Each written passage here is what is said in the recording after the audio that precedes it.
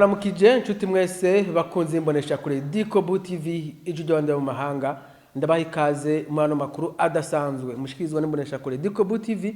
Ano makuru twabateguriye uno munsi agizwe n'ingingo nkuru zikurikira: igiciro cy'isukari ya Sosumo ku kirongo gitegerezwa gusubirwamwo. Umugwi washizeho rero n'ubushikanganje bw'ubudandaji kugira ngo wige bijanye n'isubirwamwo gico giciro uno munsi ukaburi ku kivi. Umuyobozi mukuru wa diaspora Ndundi Samuel Nderagije arabandanya urugendo rwe rw'akazi muri leta zunze ubumwe za Amerika, akaba ari muri ya ntumbero yo guhimiriza abarundi bo mu mahanga kugira ngo batere mu bikorwa vy'inyubako ya diaspora Ndundi.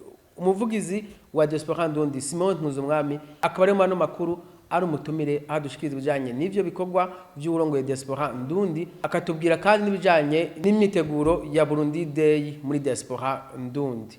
Mano makuru kandi turabashikiriza ibijanye n'itogwa ry'indongo zishasha mu gihugu ca Maroc. Aya makuru mugiye kwashikirizwa na jewe Inosa Irakoze. Sangwe kazi. Nkuko rero nabashikirije mu nkuru zano makuru ngo igiciro cy'isukari ya Sosumo ku kilo kigiye gusubirwamwo. Umugwi washizeho n'ubushikanganje bw'ubudandaji kugira ngo wige isubirwamwo gico giciro uno munsi ukaburi ku kivi. Ivyo ni vyashikijwe mu kiganiro cyavugize inzego zitandukanye za leta cyabaye ku munsi wa gatanu, aho umuvugizi w'umukuru w'igihugu Rosine Gene Gatoni yariko yisha ku kibazo cyamenyesha makuru babaza kubijanye n'isubirwamwo ico giciro. Nyuma y'umukuru w'igihugu yari yamenyesheje ko ishirahamwe Sosumo ririko rirazimba abarundi. Haraheze iminsi ishirahamwe Sosumo ridugije igiciro c'isukari ihingurwa mu Burundi. Ingingo yababaje abenegihugu benshi kandi ingingo na se Barundi atatevye kunegura. Niho yaca asaba umugwi ubushikiranganje mu vy'ubujejwe harimo ubudandaji gushiraho umugwi wiga neza igiciro leta y'u Burundi yofatirako iravye igiciro c'isukari iba yaranguwe hanze, ariko kandi yisunzwe n'uburyo Sosumo ikoresha mu kurima, mu kwimbura, mu guhingura isukari. Barabibuka kandi yuko na Sosumo ifise uturusho tumwe tumwe mu ntumbero yuko haboneka igiciro, kuko bigaragara yuko hashobora kuba harabayeho ukwihenda mu kuduza igiciro c'umurengera, kugira ngo iyo ngingo isubigwemwo. Iyo ngingo rero izosubigwamwo dufatiye leta y'u Burundi ifatiye ku cegeranyo kizova kuri ivyo vyigwa biko birakogwa n'uwo mugwi. Mu kanyanza guca nsaba mugenzanje muvugizi w'ubushikiranganje kugira tubwire aho ibikorwa vy'uwo mugwi bigeze, kuko nkuko mwabivuze nyiricubayo yarivumereye aratanga itegeko yuko biga mu maguru masha, kandi turizera ko bari kukivi baratubwira aho bagejeje.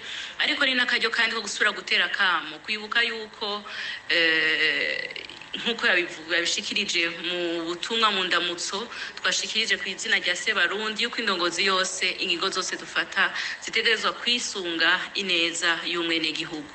Rero tworemesha bene gihugu yuko iyo ngingo izosubirwamwo kugira ngo hafatwe habe hari igiciro kiremurura gato ya bene gihugu baremerewe n'iyo ngingo, nico giciro kivuna hisunzwe ibikorwa vy'uwo mugwi. Ngira rero cengira ko sabe umuvugizi w'ubushikiranganje mu byo bujejwe ari mu budandaji kugira ngo atubwire ibikorwa vy'uwo mugwi aho bigeze, kuko nivyo leta y'u Burundi izokwisunga kugira ngo ishobore gutora ikindi giciro itihenze ifatiye ku vyigwa vy'idonido vyubakiye ku bisaba vyose, barabiye ku gisukari iba yaranguwe canke ku bihingurwa, kugira ngo amashirahamwe ntahombe ariko n'umwene gihugu ntazimbwe. Ndakoze nyakubahwa muvugizi wa nyenecubahiro umukuru w'igihugu cacu. Nitwa Niyukuri Onesime, nkababwira ubushikiranganje bw'ubudandaji gutwara abantu n'ibintu, amahinguriro n'ingenzi.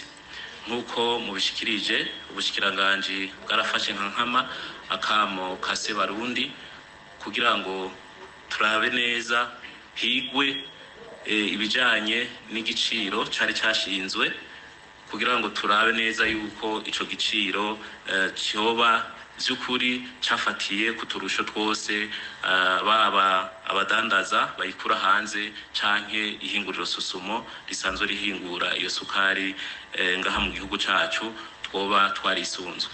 Umugwi rero warashizeweho ubu uriko urasozera ibikorwa vyo kwegeranya ivyo biharuro vyose. Uwo mugwi uzoca ushikiriza inzego zidukurira kugira ngo nazo ziheze zifata ingingo nk'uko mwari muhejeje kubishikiriza igiciro hisunzwe ivyo vyose giheze gishingwe kandi kibe igiciro vy'ukuri kiza gifata mu gishira mu ngiro uwo mwitwarariko w'abene gihugu kandi kize cisunga utwo turusho twose eka n'utwigoro leta mvyeyi leta nkozi yama iriko irakora ku munsi tabaciriyemwo nyimba atari banga ngo tubwira ikiringo uwo mugwi wahawe kugira abarundi bagira icize. Umugwi wasabwe gukora vuba bwango ni muri iyo ntumbero rero umugwi waciye ushigwaho kugira ngo wige neza ivyo biharuro vyose. Murazi yuko kwegeranya novuga ibintu bitandukanye vyofatirwako bisaba gucishoza neza kugira ngo vy'ukuri igiciro kizoza gishinzwe kize atari igiciro gica gisubirwamwo ubwo nyene ariko kibe ari igiciro kiza cafashwe neza kandi caharuwe neza kugira ngo ico giciro kizoshingwa kiba ari igiciro kiza vy'ukuri kije kuramira abene gihugu. Ntitwovuga rero ngo hoba harabaye gucerwa ariko twokwizeza abarundi yuko vuba bwango igiciro cisunga ineza y'umwene gihugu kizoshirwaho. Mwavyumvise kandi mu ngingo nkuru zano makuru umuyobozi mukuru wa Diaspora Ndundi Samuel Ndaragije arabandanya urugendo rwiwe muri Leta Zunze za Amerika kabageze muri South Dakota aho ahimiriza rero abarundi bo mahanga kugira ngo baterere ibikorwa vy'inyubako ya Diaspora Ndundi akanyuma yo kugenda rero muri leta ya Arizona aho muri Leta Zunze za Amerika. Muri urwo rugendo rero umuyobozi mukuru wa Diaspora Ndundi akaba ari kumwe n'userukira Burundi mu gihugu ca Leta Zunze za Amerika Jean Bosco Barege. Umuvugizi wa Diaspora Ndundi Simon Nkuzumwami akaba rero ari umutumire akagiye kutubwira ibijanye n'ubwo rugendo aho muri South Dakota atubwire kandi n'ingene imyiteguro ya Burundi Day muri Diaspora Ndundi iteguwe. Ni umunsi utekanijwe igenekerezo rya 2026 gitugutu uno mwaka. Mwubahwa Samuel Ndaragije asanzwe aramuswa Diaspora Ndundi ku rwego rw'isi ariko arabandanya ingendo z'ibikorwa aho nkuko mubivuze ziri kubandaniriza ngaha muri Leta Zunze za Amerika. Aha muri Amerika abarundi bavyakiranye gishika ayakiranye yompi nkuko mubibona yahereye muri Arizona aho yarasanzwe aba ubu naho akaba ari karabandaniriza mu zindi ntara ubari muri South Dakota niyahezaho azoshika no mu zindi Leta zizoba zavyiteguriye kugira ngo ashikeyo. Murazi ko ari intara 50 ntiyo hakwira hose areka hashoboka azohashika.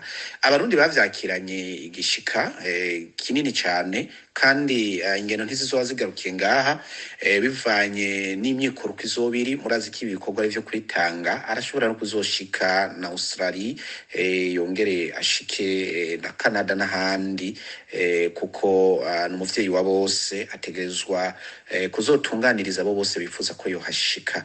Turavye umurindi abarundi bariko barakoresha mu kwitangira iki gikorwa cyo kubaka inyubakwa izo twitirirwa nk'aba diaspora vy'ukuri ibice 80% biraduha icizere yuko inyubakwa tuzoyubaka vuba bwango ariko ntitwotanga igitigiro uko kingana kuko nkuko twabivuze aracari mu ngendo abarundi baracitanga kuko urazi abarundi kwisi yose ni benshi. Tuzotanga ibitigiri mfata kibanza kuri zagenekerezo twatanga 26 z'ukwezi kw'icumi 2024 kuri wa munsi twise Burundi Day kuko n'urya munsi abarundi bazitanga. Rero niho abahinga nyuma yaho bazoca baturabira ibitigiri tugezeko hama bongere baduhe n'indinganizo yerekana ko kuvyukuri ibitigiri biriho ko ihangiro twihaye dushobora guca dutangura ibikorwa kandi kanatsinda murazi yuko ibintu vyo kubaka bisaba kwanza kwiga isi kwiga ibintu bitandukanye kugira ngo dutangure kubaka ariko turabona kuri uyu murindi turi koko mu kiringo atari kirekire cyane bizotuma dushobora gutangura ibikorwa nyezina.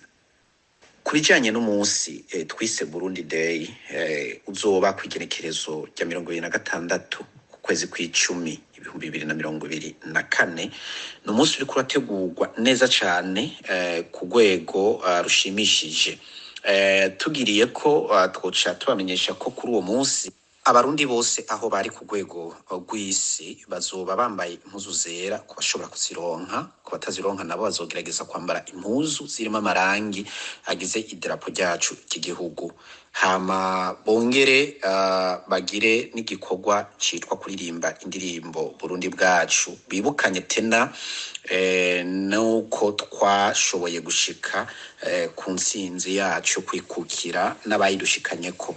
Muri ico gihe rero bizobaha n'akaryo keza ku kuganira akababakiye no kongera kwitangira inyubako nk'uko mwabibonye kandi mwavyumvise. Rero turavye ahari abarundi ni benshi kw'isi yose, ntitwovuga ngo ibihugu barimo canke intara barimo ngo tubidondagure kuko murazi ko isi ari nini, ariko ku bice 99% abo tumaze kuvugana basanzwe barongora ama OPE organisation pays baravuga yuko hari abavyiteguriye cyane, ahubwo umunsi wari watevye kuboneka kugira ngo bashobore kuwigina. Bakabandanya bashimira n'indongozi za diaspora ku rwego rw'isi kuba bariyumviriye gushiraho uyu munsi, bakavuga ko igitevye ari sango kugira ngo nabo bazerekane igituma ari bashashaye uno munsi. Rero kwamenyesha yuko integuro ari nziza cyane, ibintu ahubwo twese tuvuga ati turatevye, umunsi uratevye gushika kugira ngo makungu azabone abarundi uko biginye uwo munsi wabahariwe diaspora ndundi yagerageje gutunganya kubwabo. Uburyo udafise konte mu Burundi uca ubushikiriza ubuserukizi bw'igihugu usanzwe ubamo, ubuserukizi bw'u Burundi. Hama muri ico gihe nabo baturondera bakatumenyesha ko bakiye uburyo bwavuye ku Murundi yatereye nyubakwa. Hama muri ico gihe natwe tubereka tutubahereza konte babushikirizamo ya diaspora ndundi, nkuko umushinguzi wacu Mireille yabikoze yabitunganije neza cyane. Twaragerageje kugurura konte zishoboka mu Burundi shikandwi. Twaruguriye konte muri CRDB, turuguruza muri BCB, turuguruza muri Bankobu, turuguruza muri KCB, turuguruza muri BHP, turuguruza muri Ecobank no muri Interbank. Aho hose hariyo konti ya diaspora ndundi. Mu gihe ugomba gutanga uburyo bwawe tumenyesha, tugaca tugushikiriza konti imwe muri izo wowe ufise, hamukarungika ko ubwo buryo muri ico gihe biguha na resi yo kugumanuka avuga ati uburyo narabutanze kandi bwarashitse. Natwe umushinguzi aca akurikirana agaca agushira ku rutonde rw'abantu batanze, uburyo bwaba bushitse bukingiwe. Hama kuri abo nabo bavuga ati twebwe izo nzira zose ntizitworoheye, nico gituma hari uburongozi bw'amaope muraje hamwe mugatorokanya ubwo buryo, hakaba n'intonde z'ukuntu abantu batanze.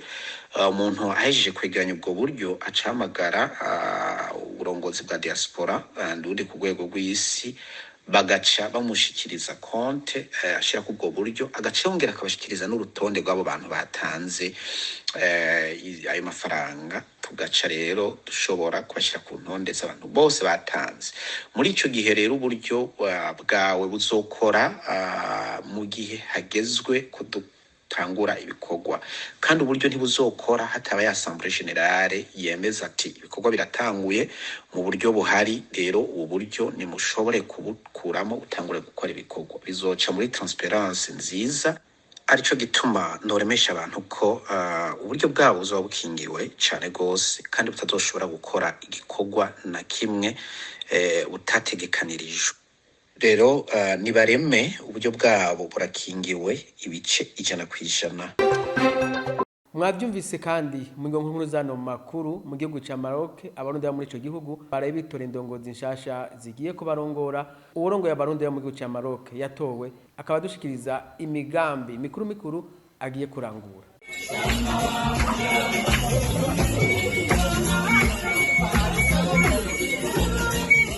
Amazina nitwa Muganga Ngendakumana Vital, abandi umurundi aba muri Maroc.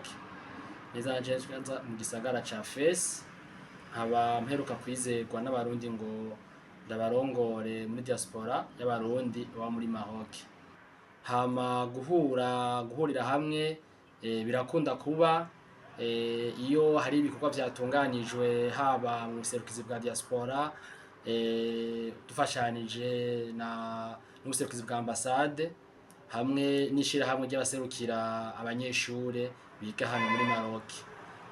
Turashobora guhurira hamwe rero kumbure iyo hari imisi mikuru itunganywa mu gihugu natwe twibuka tukayihimbaza, canke iyo hatunganijwe novuga ico tokwita imisi mikuru yihanishwa ndangakaranga cya des journées socio-culturelles. Turakunda kubikora bigatuma abarundi tuhurira hamwe kandi nk'abandi tuba muri Maroc turavyitabira cane. Hama nkuko mwakishikirije kandi mu migambi mikuru twashize imbere igihe twariko turondera guserukira abarundi muri diaspora, ishingiye hanini ku ngingo zitatu.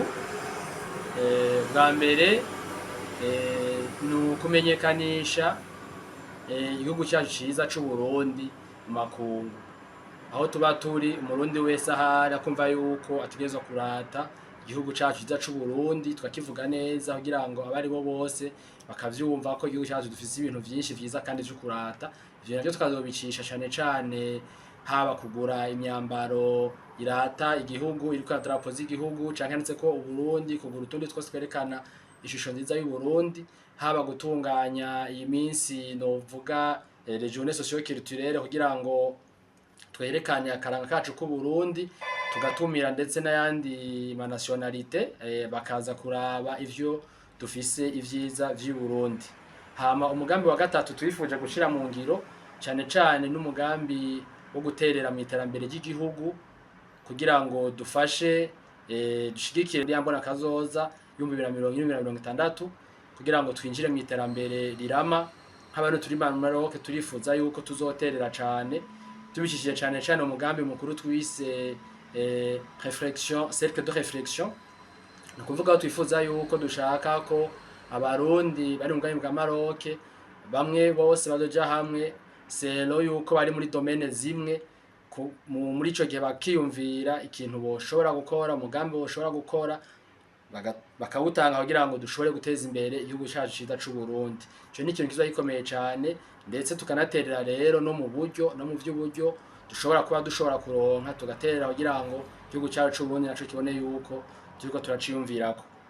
Hama ikindi kijanye n'umunsi mukuru uzohimbazwa ku 2026 cyo bataziye muri diaspora y'abarundi Burundi Day, ni ikintu twakiriye cane n'umutima mwiza nk'abarundi tuba muri Maroc, kuko kazoba karyo keza kukwirimbura tukabona yuko aho tugejeje tukihanihangiro yaho dushaka gushika kugira ngo duterere mu iterambere ry'igihugu. Ariko rero muri Maroc kubera ko umunsi ushitse hari haheruka gutunganywa iyindi minsi mikuru twaherukamwo, twasanze bitokunda ko dushobora guhurira hamwe twese nk'abarundi twarageza akanama nabo turi kumwe, ariko dusanga ko vyo bangonga yuko mu mavire amwe mavire twese tuba turimo tugerageza kugira ngo uyu munsi dushobore kwegerana tuganire nk'abarundi, hama dugere ico dukoze kugira ngo dushobore guterera muri iyi nyubakwa iriko iratunganywa na diaspora y'abarundi, natwe tuzoshiremwo intererano zacu. Ico ni kuba twashize imbere kandi turizera yuko tuzogishikako n'abarundi tuba muri Maroc. Naha rero nshuti mwese bakunze imbonesha kure Dikobu TV ije yabande mu mahanga, dusozereye amakuru twabateguriye. Innocent Irakoze nje bashikije ano makuru. Nuko rero mugira aho muba.